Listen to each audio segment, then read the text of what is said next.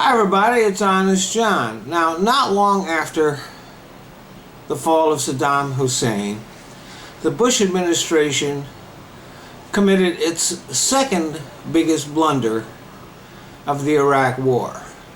The biggest blunder was starting it in the first place.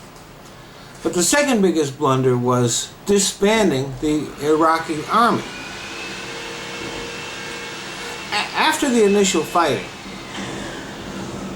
after that was over, the army had gone to their barracks and stayed there, as our forces had told them to do.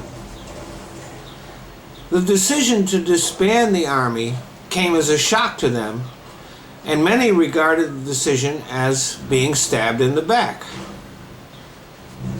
And these were experienced combat troops who had been battle-hardened by 8 years of war with Iran.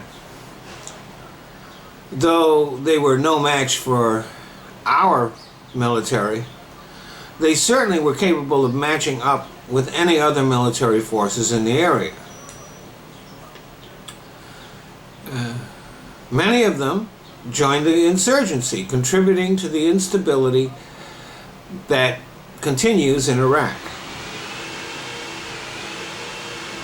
And it became the task of our military to create a whole new army from scratch.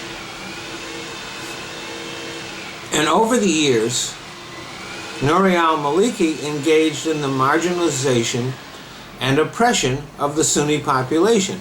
And nothing helps to radicalize a population like oppression and marginalization. And believe me, there is plenty of that in the Middle East. So when the civil war in Syria broke out, a lot of Iraqi Sunnis headed to Syria to fight, and many of them joined what was then ISIS, now ISIL.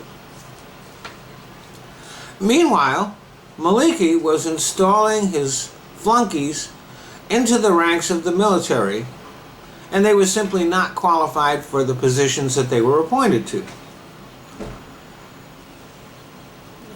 These badly led troops, when confronted by ISIL, folded like a cheap tent and either ran away or surrendered, even though they had them vastly outnumbered and outgunned.